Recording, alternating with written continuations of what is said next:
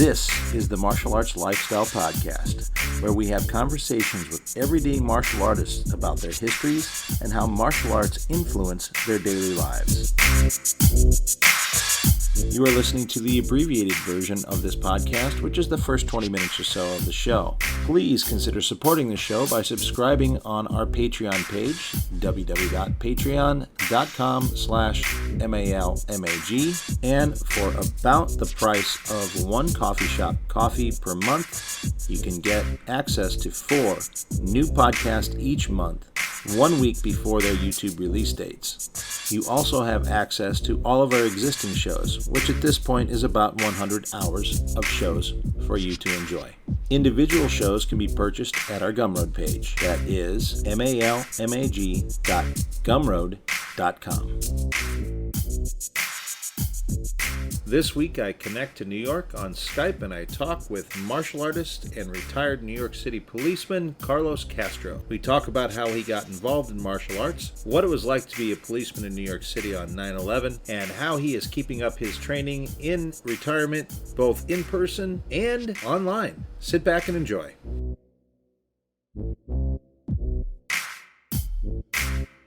Welcome to the Martial Arts Lifestyle Podcast, and this week I have a great friend of mine from the state of New York, and he's been in the Inosanto program for a while, and I've seen him around the academy when he comes out for the instructor camps and such, and always enjoy talking to this gentleman, and he's got a great story, so I hope you all enjoy. Carlos Castro, welcome to the show.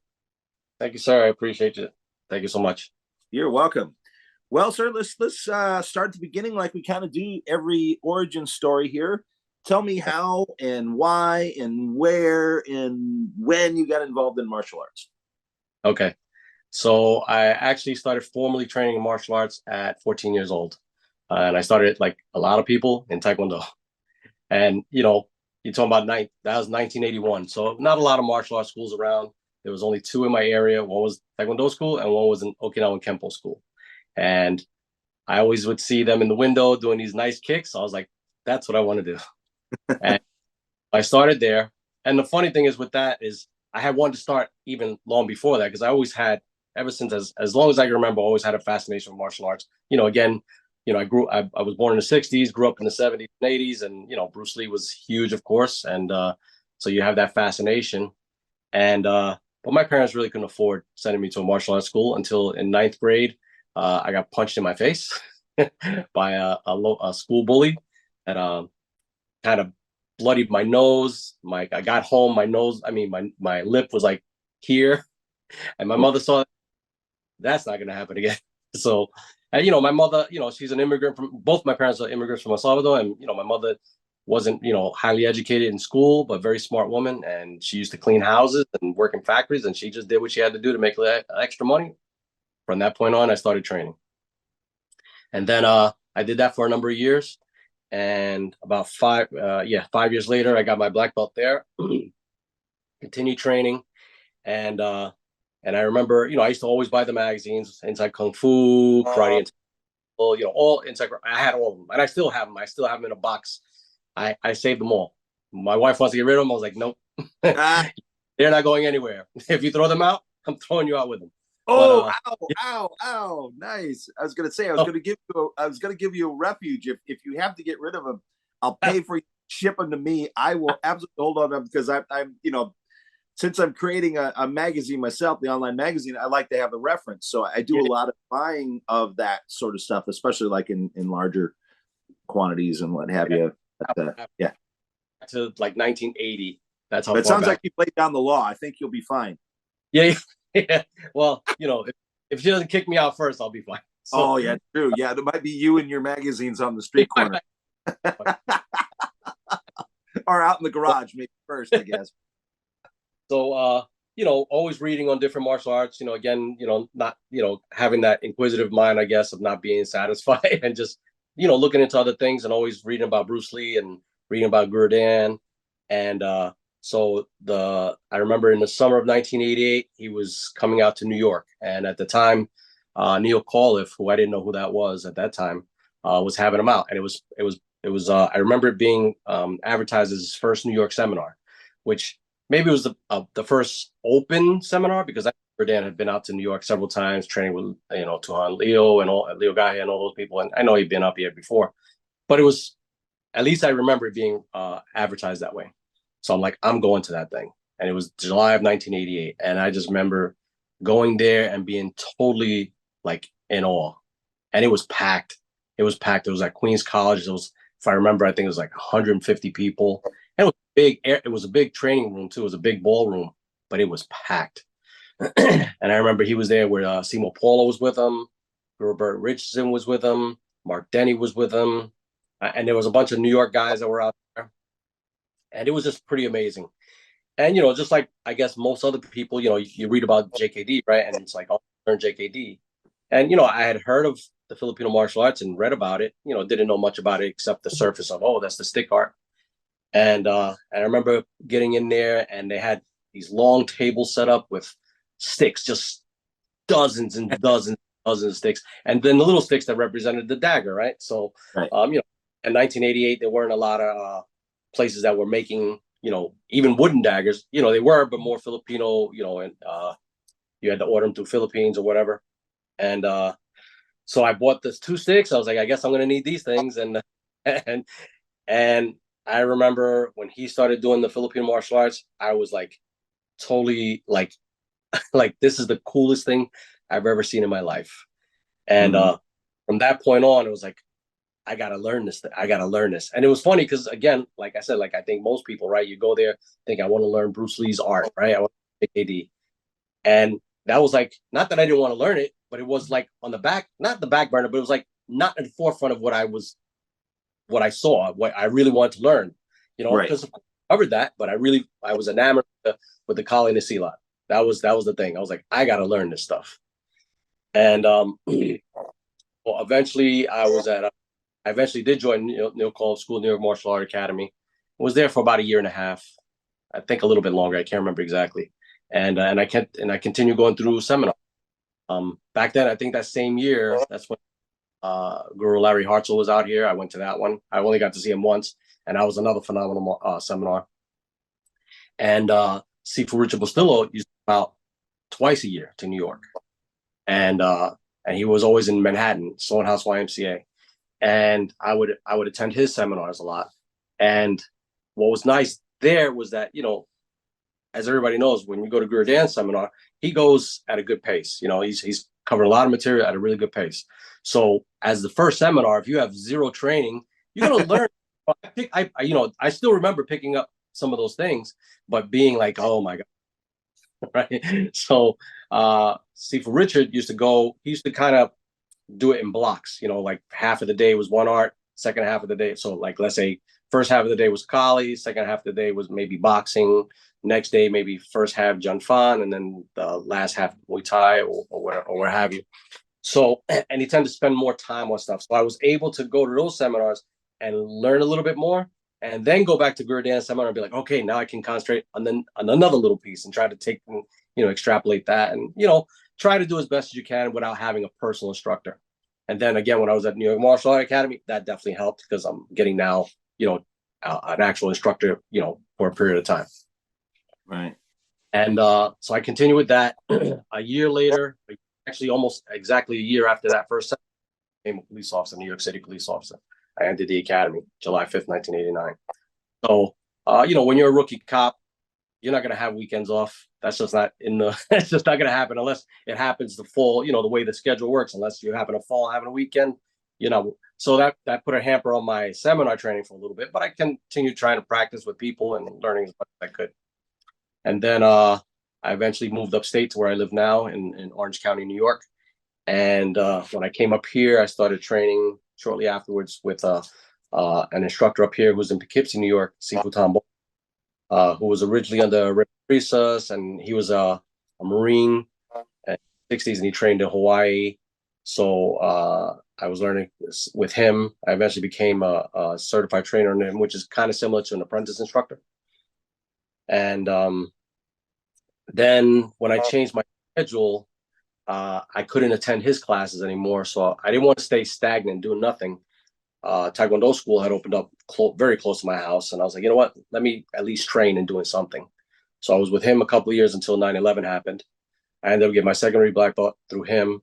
9/11 happened, and that kind of destroyed everything because then schedules were crazy, and he ended up actually closing his school and joining the Marines himself. And so that was. But in the meantime, and throughout these years, I still was going to seminars as much as I could. Whatever seminar was available to go to, I would go to. Trying to follow Guro Dan, Siegel Richard, and anybody that had something I could learn from. And then in 2003, Guru Chuck Giangreco and his wife Guru Kara opened up their school in Eastchester, New York. And a couple months after they opened up, I think maybe 3 or 4 months after they opened up, I ended up training down there. And they're an hour away from me, but from Manhattan, when I worked in Harlem, I used to travel, coming north. I would stop and train. I would go to the school and then come home. So it was convenient, And training with him, I eventually got my instructor. So they're under Warriors Way International, the Tuhan Harley Elmore. And I eventually got my instructorship through them. And that's how I got my instructorship through Guro Dan. And I'm no longer with that organization. Although they're a phenomenal organization, I had to kind of like resign my position only because I wasn't able to fulfill the responsibilities of an instructor under their group. But they're a phenomenal group, phenomenal instructors, and really good people there. So no fault on their part. I just wasn't able to. I just didn't have the ability to fulfill those things. But continue training, still training through seminars, to Guro Dan, and as much as possible. And along the lines, I ended up training with some other people. So I eventually met Guro Dan Inosanto, and I ended up becoming an instructor under his dirty boxing program under him.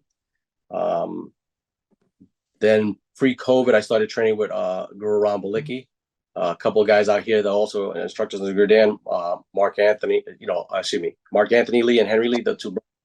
They used to bring him out to New York and, visit some other people that would, bring him out, train with them. I'm not an instructor under him, but I'm ranked in a couple of arts under him. And then when COVID hit, I was like, oh man, COVID, now how am I going to train? So luckily, Guru Ron already had an online program, which is nice. Guru Daniel Linero started an online program, his online academy. And so I've been training under him every week since pretty much COVID. Well, the first few months, he just did like a weekly class, like one class a week. And then when COVID restrictions started to ease up a little bit, he made an online academy. So I've been training with him ever since, and I became an instructor under him, and he's phenomenal. And so I still train under him every week, twice a week now. And but I continue training. I try to with whoever I can, one-on-one. I've been teaching out of my house right here, and this is my training area. I've been teaching here since I want to say 2015, teaching privately here. So, and I have a good group of guys just one-on-one training. And so to back up a little bit, so I was with the police department. I was with up until July of 2021. 2020, July of 2010. So I did 21 years with the NYPD, and I retired. Again, I didn't mention I worked in Harlem in the 2A precinct. So if you've ever been to where theater is, that's where the 28th precinct is. That's where I worked. That's where the area I covered. And coincidentally, so did my wife. That's where me and my wife met, and we stayed there. And my wife did 20 years, and I stayed one extra year and left in 2010. So as luck would have it, about 4 years later, in a local town near where I live now, in the town of Woodbury, an old commanding officer that I had in the city became the chief of police up there. And so just stopping by to have lunch with him and congratulate him. And he starts talking about, he wants to hire part-timers, but he wants to hire retirees. And I'm like, retirees? I'm like, you mean like me? He goes, oh, you'd want to work? I was like, I loved the job. I think he knew what he was doing already. Oh, yeah. You mean like, oh, right. You want to work? Oh, come on. Yeah. He knew what he was doing. Yeah, about the fishing line. That's right. So, I was like, yeah, I would love to work. And, so it took a couple of years before I finally went through. But in November 2014, I got hired there. And I've been working town of Woodbury Police Department ever since. And because I'm retired, I can't work full time in another New York State Police Department. So I only work, 2 to 3 days a week. But became a defensive tactics instructor there. And one of the perks that I got through there actually was they sent me, I presented it to them and they were happy with it. And they sent me and one of my partners, we went to the Gracie Survival Tactics training, which is basically that Gracie combatives for law enforcement.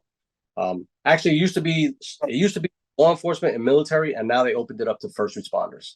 So you'll see. I mean, when I went the last one, I think everybody was a cop, but there's firemen and EMS workers there as well. Some of the stuff doesn't pertain to them, like handcuffing and things like that, but they get the training, so they deal with certain incidents, I guess.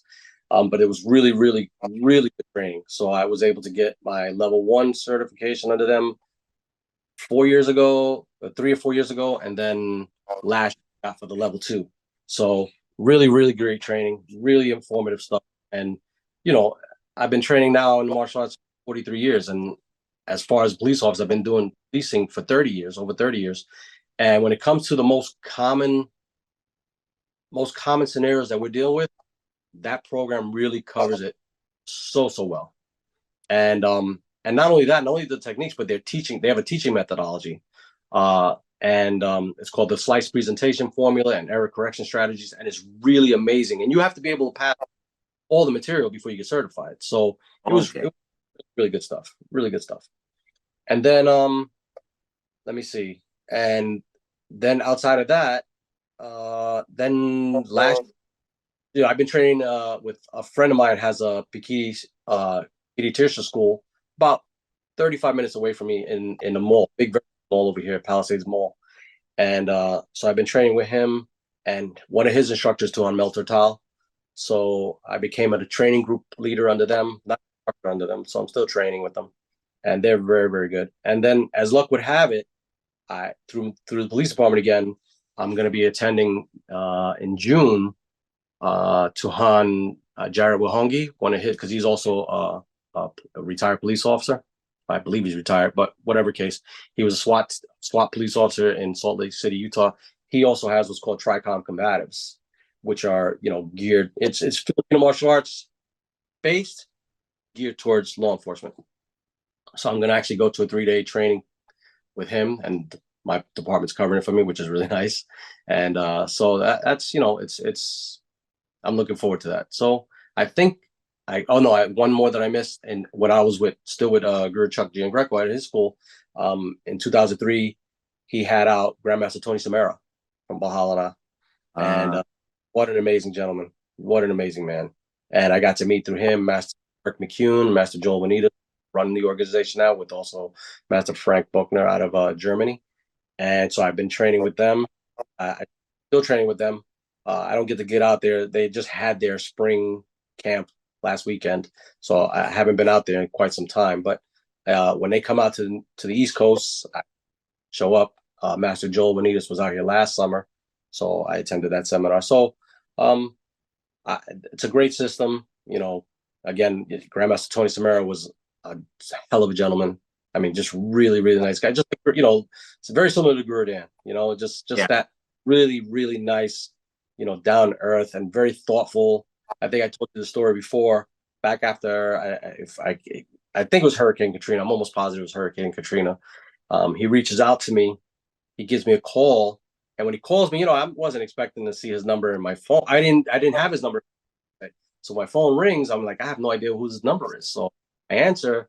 He goes, "Hey, Carlos," and you always get these spam calls where they call you by your first name, and I'm like, very like, yeah, who the hell is this? Right. So he's like, "Hey, Carlos," and he goes, "This is Uncle Tony." So I'm like, "Who?" He goes, "Uncle Tony." I'm you like, the mob's who? calling you or something, Yeah, right? I'm like, what?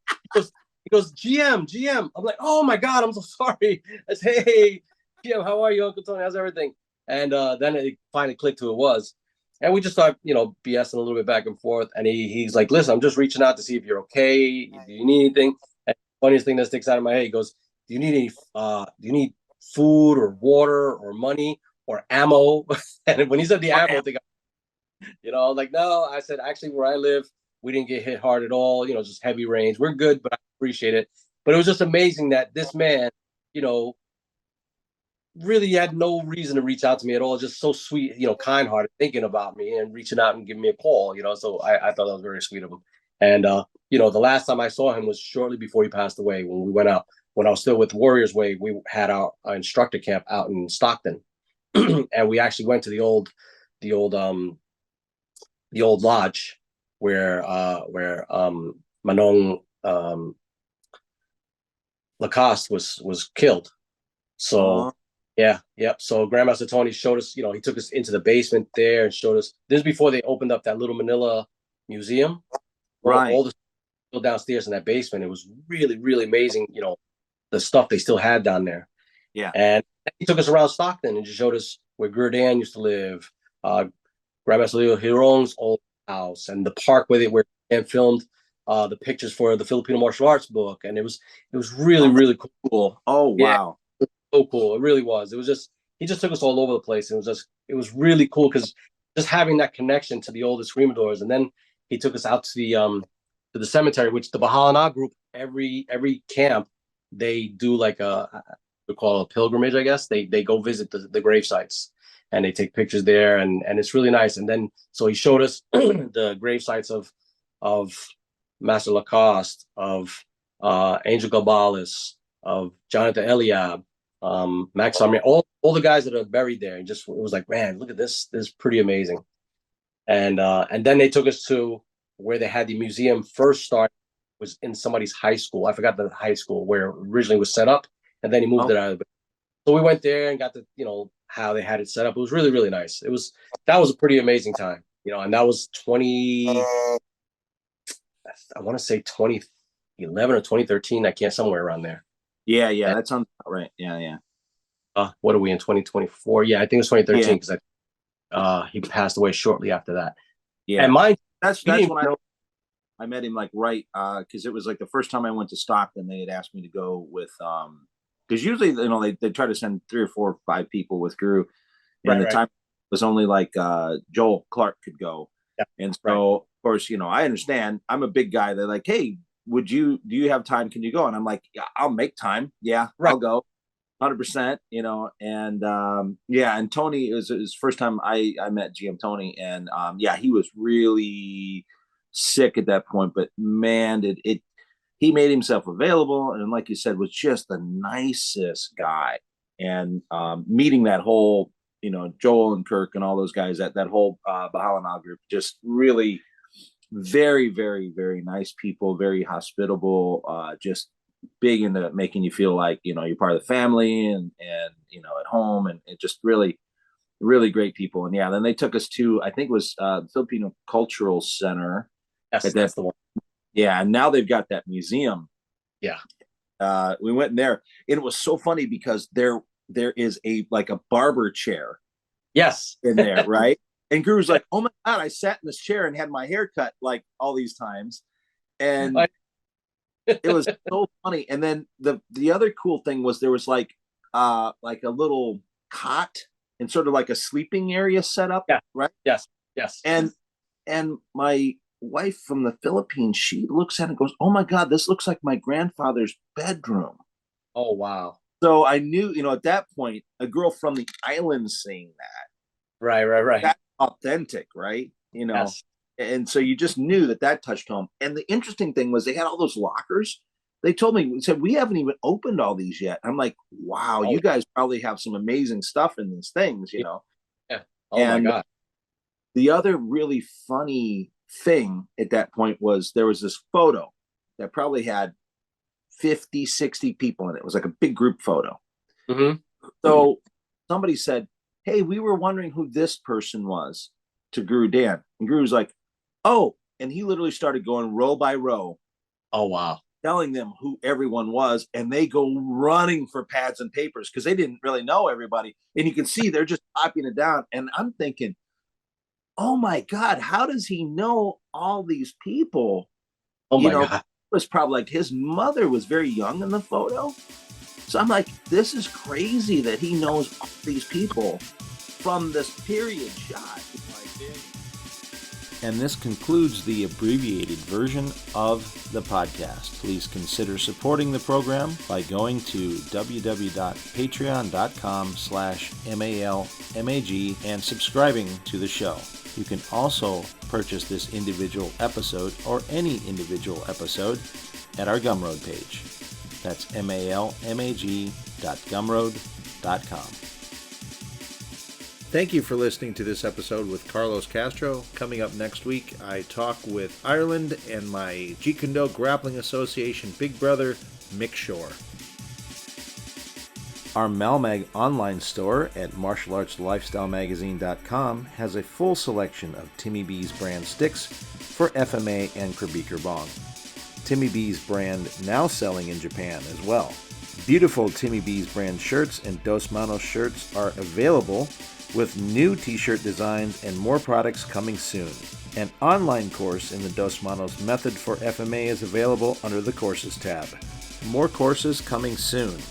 Check out the Places to Train tab to find schools near you, and click on the events calendar page to see what seminars and events are happening all around the world.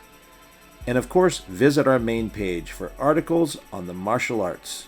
Music by Jackal Relic.